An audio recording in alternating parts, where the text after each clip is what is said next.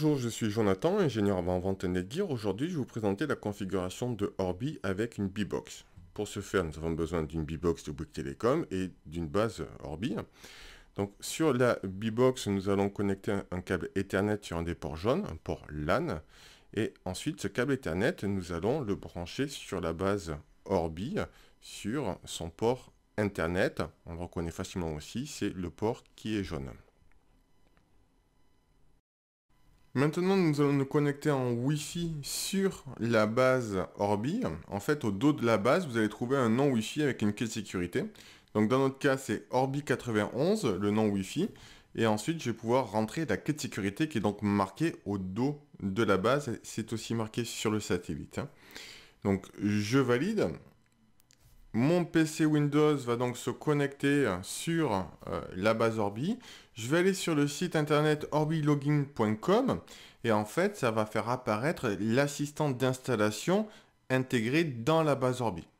Donc, je fais suivant. Ensuite, je valide les termes et conditions Netgear. Là, le système analyse un petit peu ce qui est autour. Et donc, il voit bien qu'il y a une connexion Internet. Donc, OK, suivant. Je veux configurer un satellite puisque j'ai branché un satellite, puisque c'est un kit base puis satellite. Donc, il va vérifier s'il arrive à communiquer avec ce satellite. C'est bon. On arrive bien, enfin le satellite est détecté. Je veux le configurer. Je veux donc qu'ils puissent communiquer ensemble, d'avoir un seul et même nom Wi-Fi sur la base des satellites, la même clé de sécurité.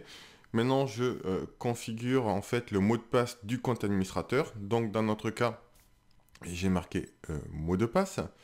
Ensuite, dans le cas où on a oublié notre mot de passe, on nous propose deux questions on va devoir répondre à ces questions pour pouvoir récupérer le mot de passe oublié. Ensuite, je vais pouvoir personnaliser le nom de mon Wi-Fi, donc le nom SSID. Donc dans notre cas, je vais l'appeler mon Orbi. Et en mot de passe, j'ai tout simplement mis mot de passe. Je vous conseille de mettre quelque chose de plus complexe, bien entendu. Donc maintenant, l'assistant me demande de me connecter à mon nouveau réseau Wi-Fi. Donc des fois, ça peut mettre un petit peu de temps à apparaître au niveau du Windows. Donc il faut notamment cliquer sur le bouton rafraîchir. Sinon là, vous allez voir, je clique.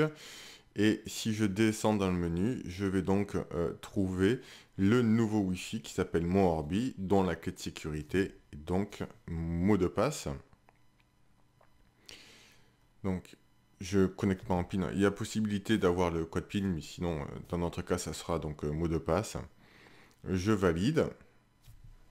Mon Windows se connecte à Orbi. J'ai mon petit pop-up de Windows où je dis c'est tout simplement un réseau domestique puisque je suis à la maison. C'est bon, je suis bien connecté sur le réseau Orbi, mon Orbi. Je valide ce fait. Et là, donc ça c'est encore un pop-up Windows. Et là, en fait, l'assistant finit de se configurer. Il me rappelle quel est le mot de passe admin, quel est le mot de passe du Wi-Fi mon Orbi, lequel j'aurais pu imprimer si nécessaire pour ne pas oublier ces identifiants. Ok, donc il a bien détecté qu'on est derrière un routeur, donc une Freebox. Donc dans ce cas-là, en fait, il a adapté son réglage, en fait.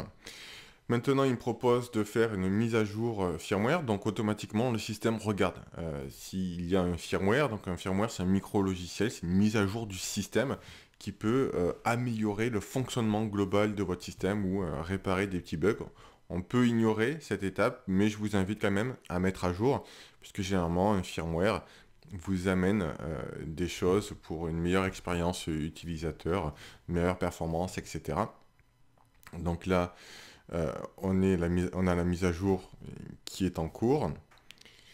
Et on va faire avance rapide. Ça peut prendre un petit peu de temps pour faire une mise à jour. Surtout que là, en plus, on a une base et un satellite. Donc, il faut laisser travailler. Il faut pas redémarrer, que ce soit la base ou satellite.